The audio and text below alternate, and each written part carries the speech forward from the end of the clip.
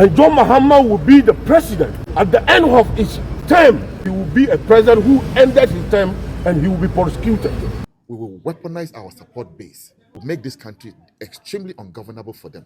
When somebody says Obama abine I ungovernable, what does that mean? As for the threat arming themselves and making the country ungovernable, I will treat it with the contempt it deserves. I'm afraid that their people will go to jail. The case has been moved from where officially it was allocated to a different court.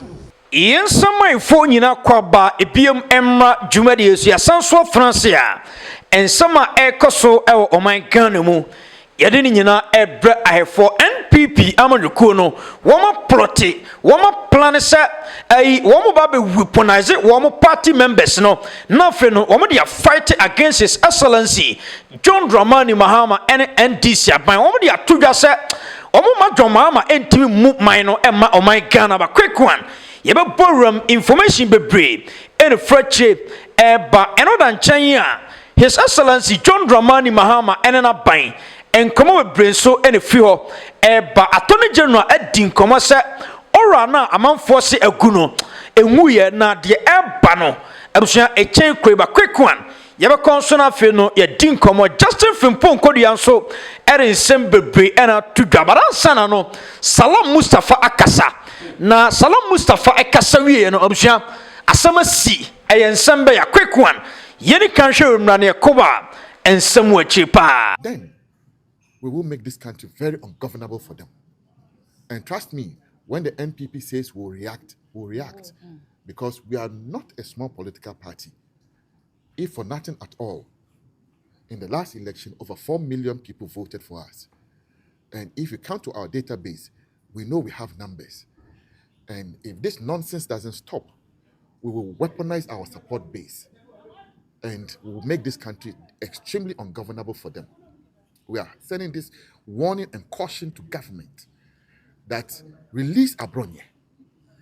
Otherwise, should anything happen to Abronye in custody, you have us to contend with. And this constant harassment and intimidation of NPP people, if you people don't stop it, we'll make sure that we react in such a way that you will not be happy with us. You have a country to govern. And we are here to support you and give you the best of advice from opposition point of view. If you turn us into enemies, we will give you rebellion. And this, take it from me. If we have to weaponize the entire youth of the NPP, rally behind our entire support base, I promise you, we will. Thank you so much. Fantastic. Salam Mustafa, NPP Amadukuno, Wama say His Excellency John Mahama NDC aban. Wamo NPP phone bema mamuono aye wamo den. And what you know, asama siye ba quick one. Okay. Mame na wasena mentia ya reform hwe free chichini mentie nyina. Owura na samre wo machina na se wo monche no. Oda bi wo monche no. Ah wo mote wo twen dey. We say no your democratic state. Free speech. Ana wo mo so ayo opposition party. Wo mo na be soja de agu aban ni chem. Sansem na na mo keka ne ya munyai ka. Kwaku free speech ni ntesa metie menka njo so kwaku achi na mekun. Meka pa ayo free speech maka wi. But I'm not say. Ultimate report to me abeche me. When somebody says Obama abine I ungovernable, what does that means? Say baby you ungovernable. Security ngo yi. Sikasam ngo yi. Everything about the government no bibi en ko yi. And the most dangerous thing any security. And the Obama ungovernable. Say state ni be state. Na sasumdwe betimi abomanum na oman anya hwimpo ne yati hia brubrom yesika samunye yenya aduane ni na nso say asumdwo ye ne a enu ye the most important thing and so obese abramu tia hu kiremu munya aduane nie musuku samunye mayarehwe munye ene ade no osade mu bambon nsam ubedi agora ene ene wakama kire kura. When you are bomb mind, the same mind, the Omukan say fellow, you know, I bet me do a call a fiasie, amana ye, because what threatened the government, open to a buying go, now say a buying. Now, when you know, na aban no ekokɔkye na NPP for be demonstration say we chanting unimi nyansa unhu sa wagimi sa na tie enu ntu be soro no akoye demonstration de tie sa statement we but sa NPP enu na mi bi sa asem bi senti still NPP amanyoko no ye ni panyini bia wo mu ana ena nya panyini keke panyini nyansa ne nim de asa ne ma wo mu ana because what they are doing, you know, omo mamanyoko no still ho nya kono biem. I'm telling you, because floating voter to the baby asabia nei ebi na nko President John Mahama ba ye ebi anka samle wa employ no ebi anka wanya adwuma ye ebi a wa post no but enne post ni nya mai ento oto odi na re ho nanso no sabia kroto wa wana somdwe eto okunafo mba wonya ne bank nya ne menken enya ne mako ne bank wa poto no afia guso no wadi no ada asomdwe no ho such person na wo be threaten say wo be ma ban na ungovernable no wa ha no such nipa will never vote for your party because anya governor bumpo no wose ne ho ntono wonya adwuma nyai ye postu ne na ne ba wawie nursing on postu ne ba wawie training college ye nanso anya hwe no wasomdwe on ne ma won mto on ma omnya gara a oma hunadi but the next person who opposition na kiye ka so your alternative no say sawo how we are that person e komu no o sa be ma ne bambo sam so atosini kwaku no floating voter agenda ni trimu and beto abade ama set political party and even your own political party members no some of us so called 4 million so moto abama no there are some people agenda nyansa wo mutim anyamu konkonko a ane ntoma nko a ane t-shirt nko ansa no mu hia sa no ma beto abade ama MPP there are some people a won masumdwe hia wono mpa eti yempo MPP ni abemu na John Mahama ewa abemu no a wo nya asumdwe mu no wono pensa enti enne se Abdul Salam a wo ye no kendifo kaye army anka oni army commander and you know say army commander de obeka bia no eno na wo followers no wo mu follow eno nti na John Donald Trump timitra US no aka say me mama na wotwemienu Iran someone to the year kana se ne ye na Strait of Hormuz no someone me antumu a memo wo matutuo e de akoba bia mo ankasa mo oil no depo na ankasa wo no ama mo akose no adentina okwan yanka sojafo na anko because o ma won mo kwa won mo twen say osra ni panyina army commander no ebenya go ahead from the president because ono ne the army commander sana tie wo Ghana e say ne wo we army commander na wo ye the youth leader no say sanse mu say prefi wonum na eba e very very dangerous o say ono so se omo anyi abronya wo mo ntiase adentina wo mo nyi abronye judge ne di ni mu aye ni senti a o si Abronye wonyi no de naba na ye resa de judge ne kan wo twatora o si Abronye e wo court ana remind no o mo man belie se onko be ni mu a okọ a wo mu ni nasem wie no asa akoka sansem nu wei esa de atoso eti se ne wo mu se ja Abronye se won san ko abra case no mu nwie ya obesa ko repeat the same sentence and you and I know say Abronye even se sia na wo mu no wo mu wie no mu boaso won kokot no won ko prison won ko demu a wo be de obeba be de obesa ko ne obesa ko din semu no and what die IGP atam what die chief justice atam what die mampanyina atam adia adi court no ebu court no animtia and the set person no judge ndi ni mu aye de aba sentia wo so on man belie so wo good lawyers ya tie a wo mutumi gina ya it is your lawyer duty so obeko court wo no ogbogo tisem sentia emra ne makwa ma Abronye yetimi ma ne belie ti se wonya sa bail na memfamfom so no mfankomo asan dia pia kubi dia odia ba betu dwafa wontumi case ho say ye mompaye in the first place no wo wote sasem we bia sabia koto wadwum da ho pa no de medical about me say lawyer no walusu case no o dabi say ye mompaye de law court yenye o se tie me so tie me o me so me hu ni say o pa che say o gina we de na betumi aye ama chama wontumi de na betumi aye de mintimi say o pena sem kwa de na betumi aye lawyer enti de mintimi nya ne afa wa wo betumi aye no ana me che o say enti na wo gina na mu no ampai bo abrampai bo bebe ya tie aye say yakobo cup England coach be kwa akobo no be lusu oba you know I feel that or I noticed that the opposing number 3 how are Osia crossing no, the number 5 no, and how are we defending no? Now it was difficult to penetrate through their defense. But Ghanaian coach, dear me, Bibini coach, remember the same ball na wie. Now be kwa kobisano. Ya dia menyame. Ebebo mpaye. Send a next match and Yango betimi aboa me ase. The tactical game no, what went wrong no? Almost so that. Bibia nyame.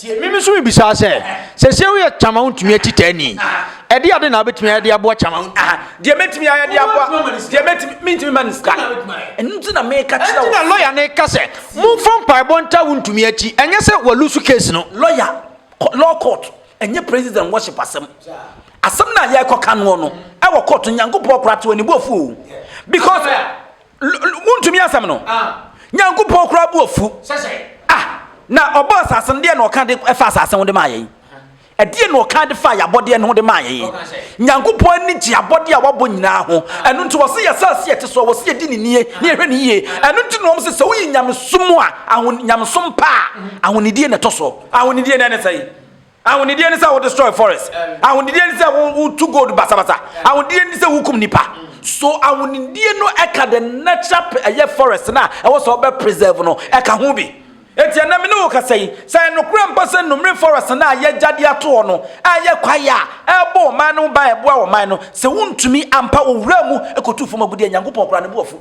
ti say nipa no ko bompa ye de ache nyankopon so nyede so immediately say lawyer ani nyankopon di dia bewura such situation mu no na lawyer no lose case nsa na me hu no wo ko ezin bank akobo besia na obaka che na tita for so mompa ma no akobo besia e dia ba be ye mi bisa all forest ni mu akwakoto so wura mu ampa obaka cha untumi agita for say wo wura forest ya man kwan se won kotu fo agudie mu kotu enti o mompa ma no na sam to wie ya kwana guru charge wo nipa dia wo se mpaibo ye mfa mpaibo nya hwe wo court sana wo wura yi ya kwakoye kwaku Abdul Salam was sabre wo ma friend they weaponize the NPP I said the NPP for no at the weapons and e baba ya djuma what is weaponize say you can weaponize you go school but you tell say you dey akode etsa aye mabunu no achie oh abani tata wa akode na wo de tachiri after anya hwe no kwa mako diplomatic corps so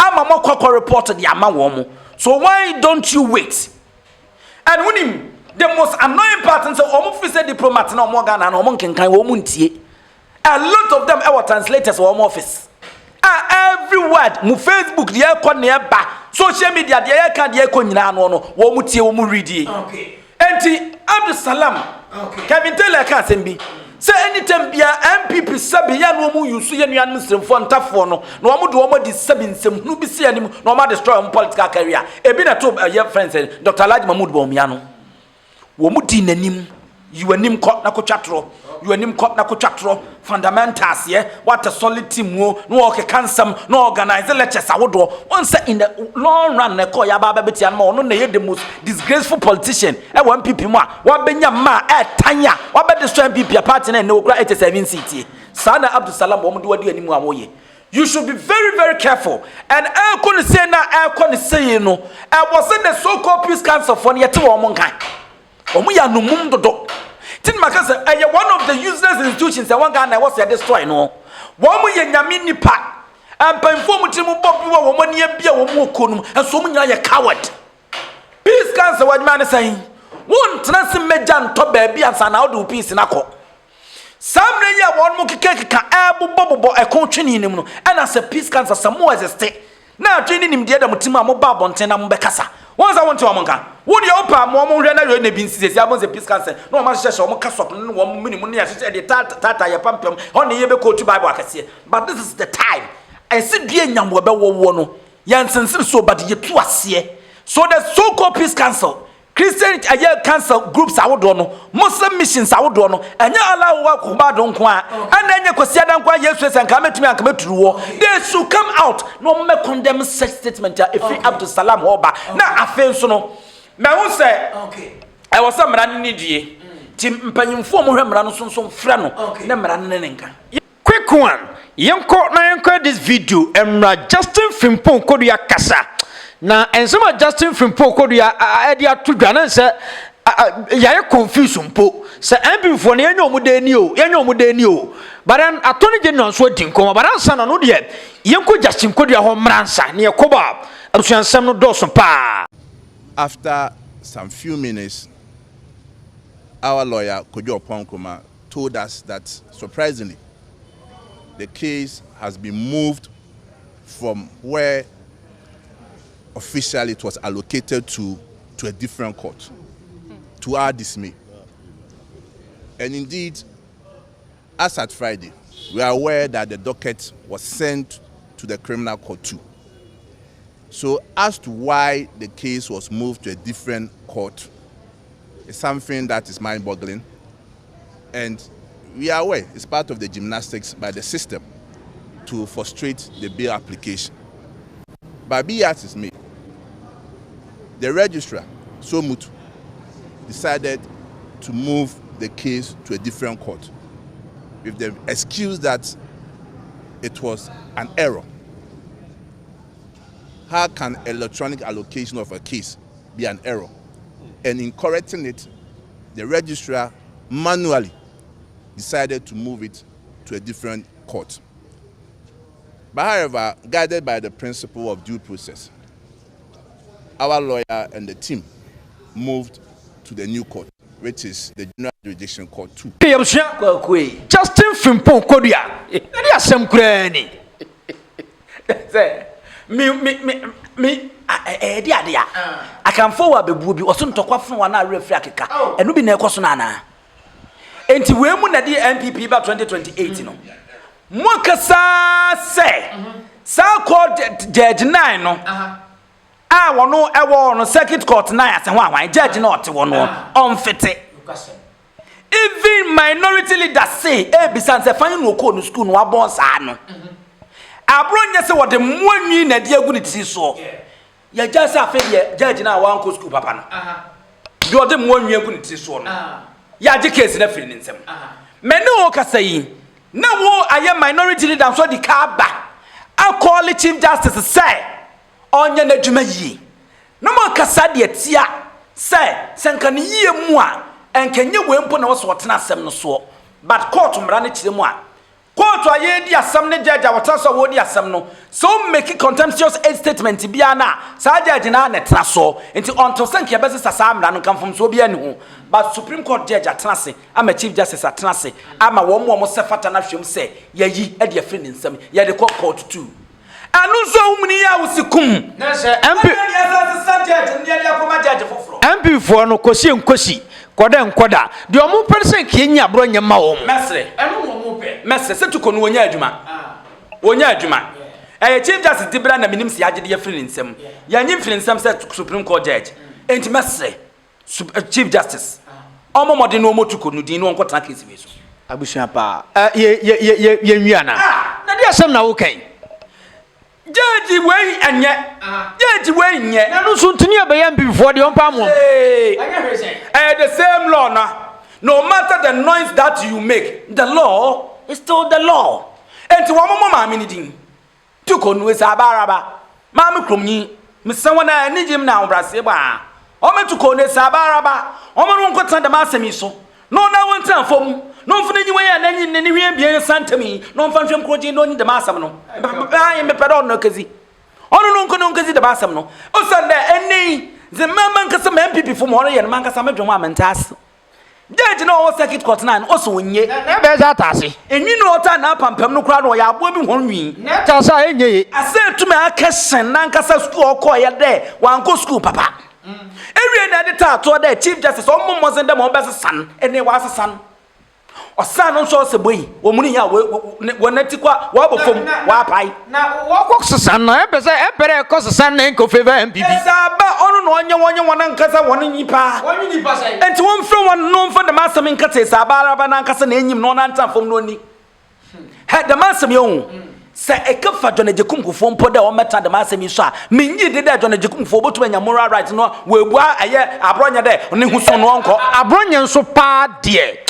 keka me nkokwa na Abronye waka from remand ho no wo mfa no konsa wo mpreko tio ade Abronye ye bia ni won ma sefata se Abronye ye ntwena so empo senye prison no be kompa e was a fine be de ma no ana was sign bond once Abronye and Ibrahim Mahama otimi aka Ibrahim Mahama asembiem was sign bond dia for Ibrahim Mahama ho one Isaac ayi Reverend ayi me say Reverend Isaac Ousu be babo papon what is about papa otimi make any silly comment about Ibrahim Mahama ho biem what is sa akoya na won ma chi na Abronye otimi aye biem for all this what is say warranty Ibrahim Mahama din biem kwaku one at least on sign bond. So obe put up nice behavior.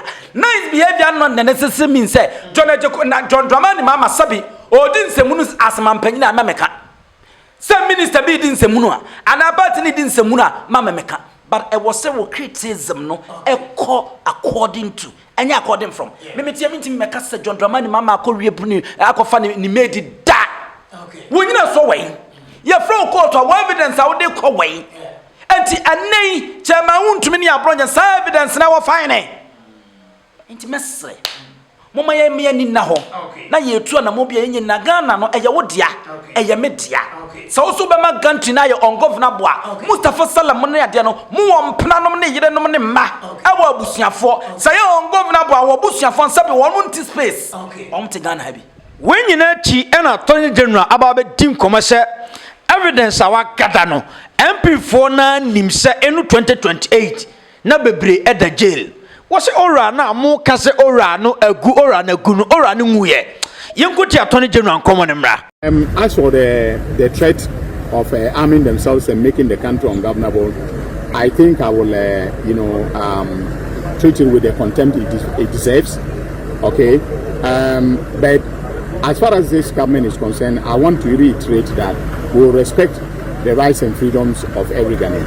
I believe God. This is it.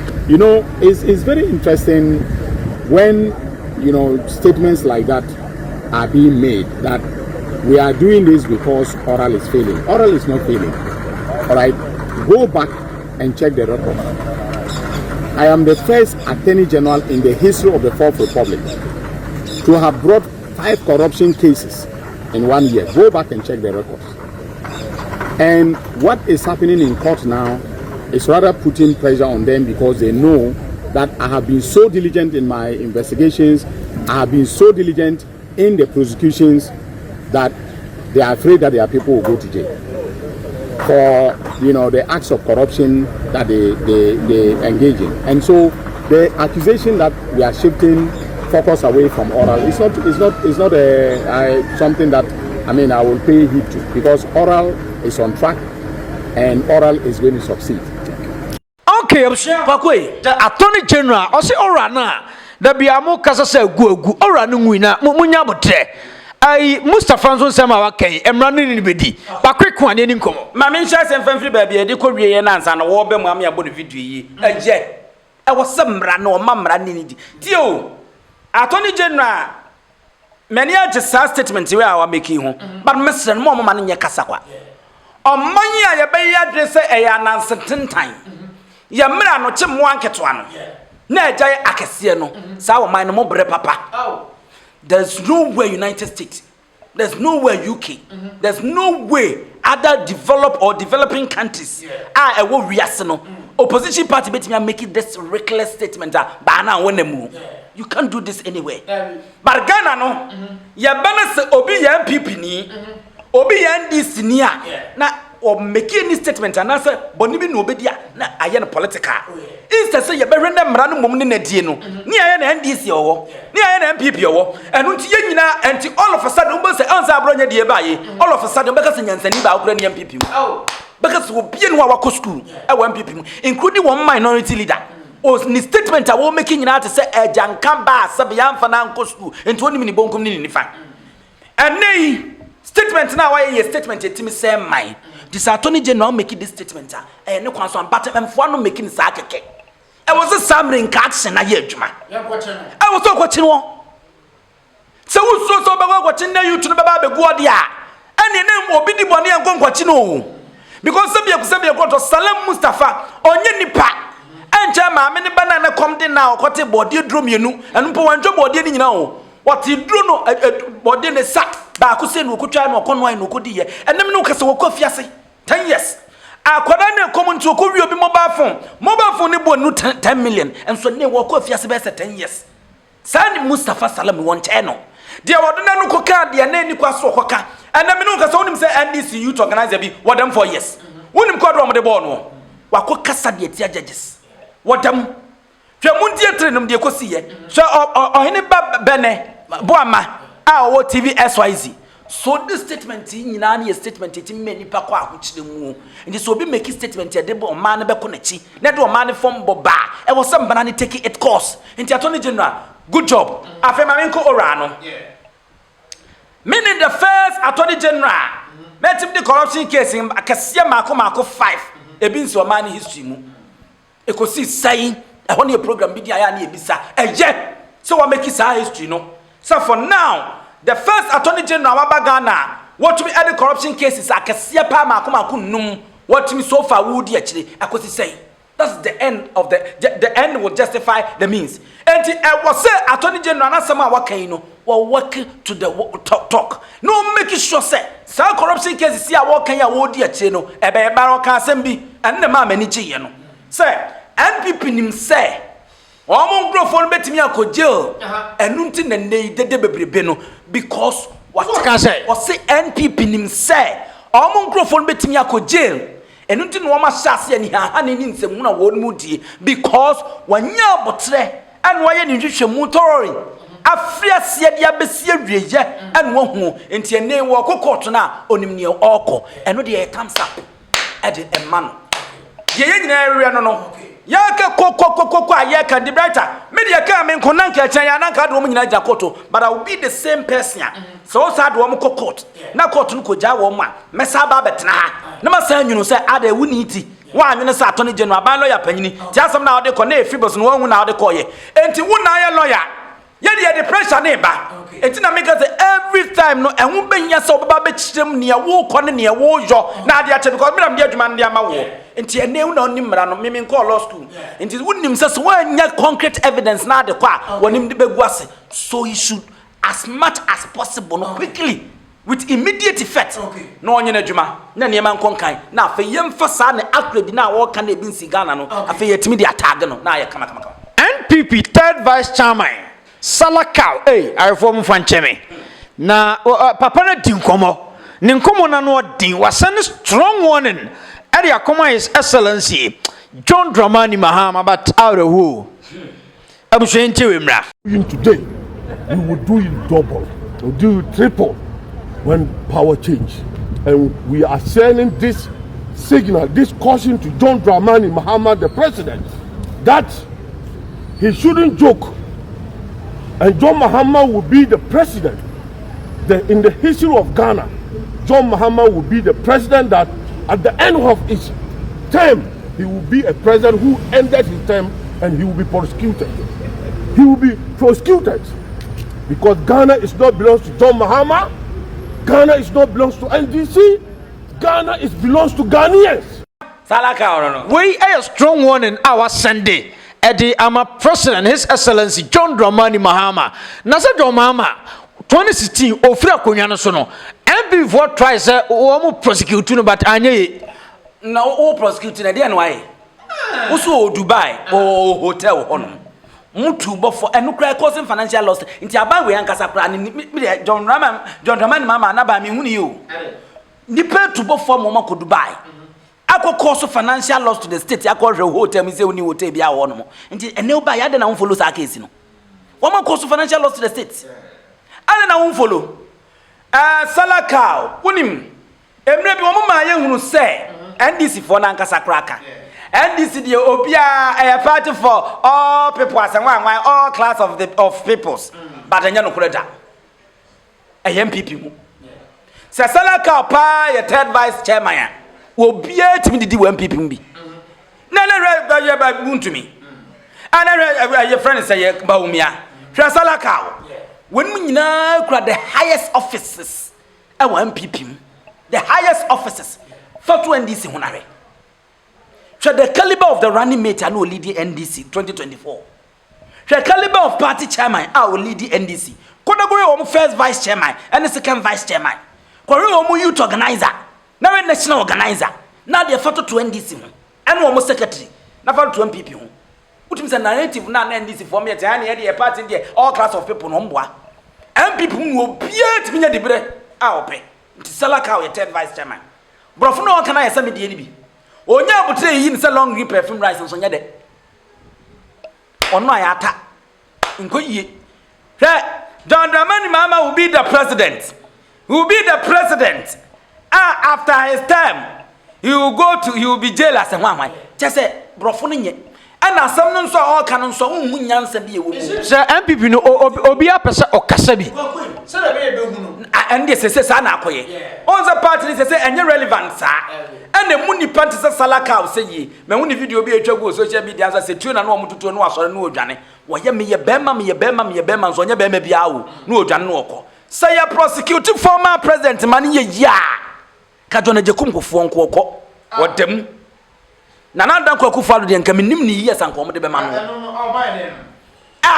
kwaku man panyin no atimi koye gold de bor ho abaso de ye change tum ko mu kofo man panyin a ono ne peso akota ne machi ama wonu ko bie account e bie ya friend say company adekoto hotel uka hotel wawa kono ko bisa kwasi prat kono ko bisa no man panyinia otumi afa foreigners ye man be ye na advisor e wa be man wo jacket anya for na bia ko Nigeria won wasuma sama Kevin Taylor yipi set former president ni ye kana sem no tisi ye kase prosecute man panyini bi man ye ya John Ejekum ko fonko omro so say ye prosecute man panyini da bi man ye ya na da ko fa de ko prosecution so come on law no term bi e be nya be che prosecution e betim dia ma no because he's the first president what didn't $3 million so the kosia so that dia menyankopon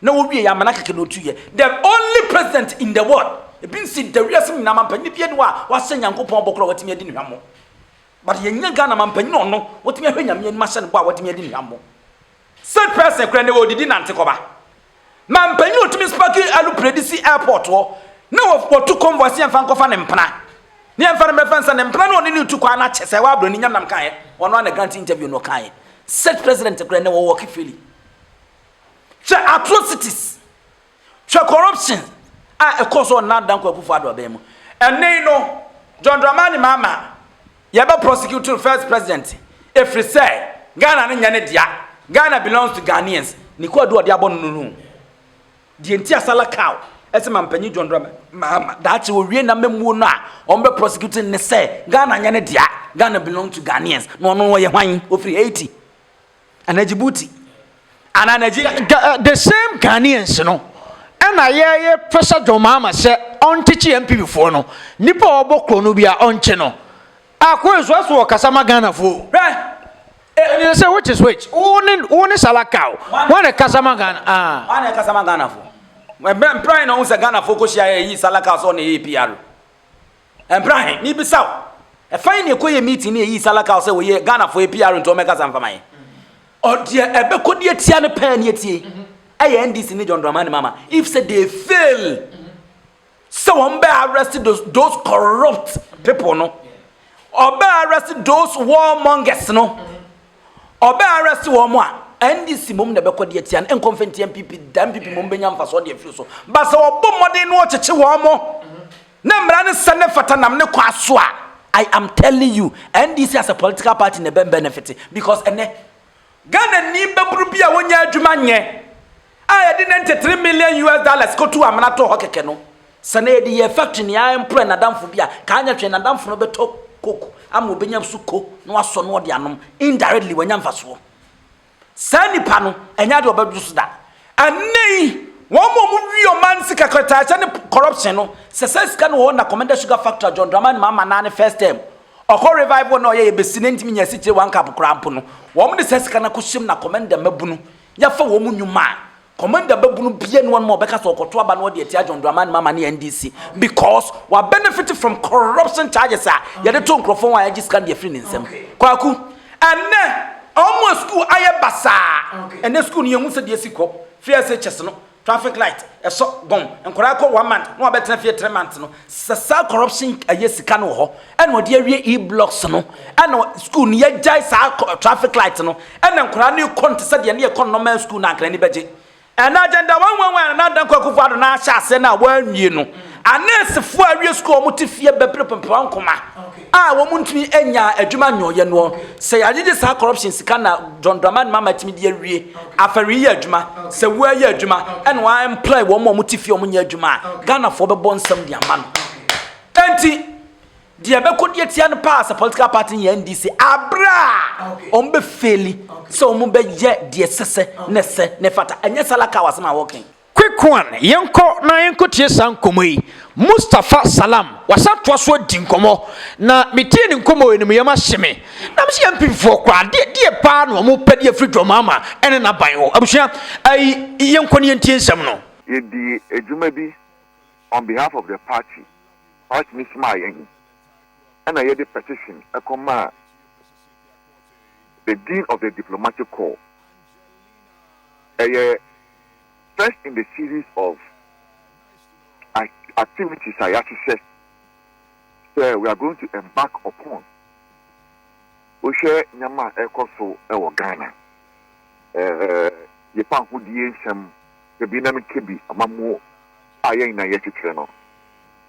The way Abayano, I say, Eddie Ghana for, especially, so the NPP ni, Ufan Hudie, educated from, and all that.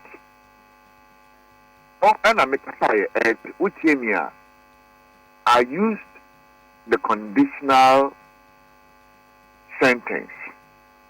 If the intimidation, the harassment, the persecution doesn't stop, MPP, no, a party cashier, a quote cashier, we have numbers, and we can weaponize our base and make this country difficult for the NDC, and that is making it ungovernable. Because Debiano, demonstration. It is very difficult for life to be normal, and I'm a boss. And he makes me a daily protest. The Constitution guarantees an opinion. It is in that context, and I mean, our statement, you know. Now, you say we weaponize that. It doesn't mean that you be a giant cutlasses, a sick kind, a better microphone. No. So, me say, you have weaponized life, sir. What weaponizing throw? It doesn't mean that what they throw, I'm on throw, and I'm a what. It doesn't mean that we are the tool any time ever MPP for now you are going to throw. No, MPP no. Ye tradition any ye bibiano. That doesn't support violence. We believe in hard work. We believe in negotiation. We believe in dialogue. And he said, if we echo see and we feel say we will apply every single tool available to us to ensure say we resolve such situations. And she said, what he said, Makasa, I spoke on behalf of the party because you could do a juma and my party, the party is smiling and make na cultural on authority, make na cultural so say this is the feeling in the party. This is a feeling. And I know over the weekend, minority leader Ekasaye, would say a buffo, or the Kasaye, the real or Kasaye, but say, and there is a boiling sensation in the NPP that once you are a member of the party, they don't do. So far, this is the first government in history of Ghana, in the history of Ghana. Actually, opposition activists, Baku, 16. Every generalist are all your cool, no. Only NPP, only the political opponents, and didn't say, let alone Abaya Yang Ghana for Yakoto line. Ataba Adiama Bino. Say you did in your promises, a boy hour, you did into a 2 Abama. Now I be Ghana year, my young. Now, all the Waba, 1% we need NPP for, into Obidom NPP. And we didn't know a washem. And this one, and Mano and Koso. The intimidation, the harassment, the persecution are Koso. And I think, says, Omano, the Abino, the state, if it cannot guarantee us safety and protect us, then we'll be forced to protect ourselves. And that's exactly where we are getting to. That's exactly where we are getting to. So we are being persecuted in our own country because they are NPP for your dog party. And they are Akwitia by election. NPP communication officer actually entertained the life of the minority leader in parliament. They can say still on the word. In the word, he has not even been invited. And Kenya NDC boy be your friend Iraq. Okowure 37, Rich Hospital. Okowure nurses. They said, "Don't come in, me yes, sir. That day, don't come in, that be them." But already, or the Nehusong Echo, why? O man, they are yes, sir. I'm a mobile and not a. And that's why we're protesting against these things. Sir, and I mean, you, me, my own say NDC for no, Monquachon, no problem. Me, no more, my show, and son, I mean, or me, what's in here, and your criminal charge, which I mean, I can enjoy it. But what's in here? Then a match Abronye, sir, which I know Becasamo, Sana Salam Ekasa, which is Salama, Nanabi Becasa, which is Anabia, Baba Mando Becasa, which is Baba Mandua, Unkofo Bewo, daily no, on Becasa, it may be sad by this tactic, this approach, it is 1,000 people, Ekasa, which 1,000 people now. Can you arrest 1,000 people? If not, then what is the sense in this approach? So I think that there must be a reflection. The government must realize that that is where engagement. And then let's step on in a new path where you're Ghana for, irrespective of your political color.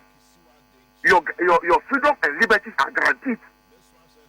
They make me focus. Now, court I can tell me say some people are more important than me. That Ghana is an animal farm. No, Ghana is not an animal farm. We're all equal before the law. Ghana, a whole chief justice, you're describing as the NPP, Mami, or Suno Mami, NPP National Women Organizer, a whole chief justice, the BNC. A second court judge, they are describing as a political judge there, and it's a qualified, why? Why this pervasive injustice in this country? I mean, Monkasa, Muna more any peak, and this ills, let's bring it to an end. And yes, sir, you can see NPP for New Year. The next batch of people, you have to show them. I am more than some for. And see, yes, no.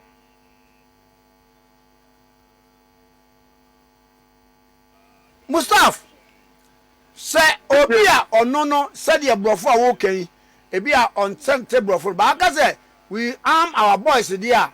When you say, I'm more with munitions, you near the ideal. There wasn't any weapon available to you to use it than Sadian, as you say. and then I'm social media no. They be weaponized any army. Yeah. And then Mr. Sia make say you have weaponized control. It is not that would be a two and a giant Ediama a throw and a boy, but would a throw a yejuma. That's what it means.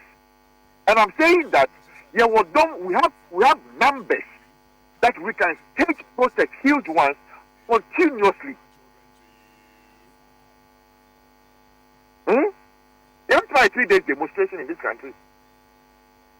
And I 1 month crowd, we can do it.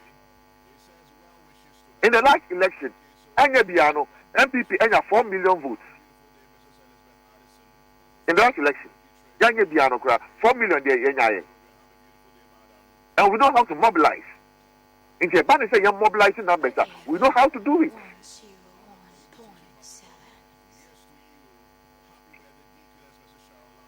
And if push comes to shove, that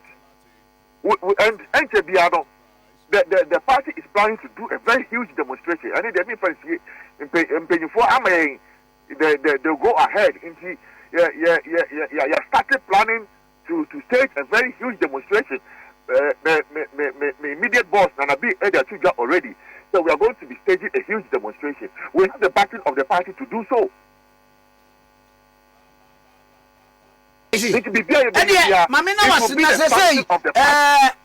Chama Abronye, more yen day, and your money bail.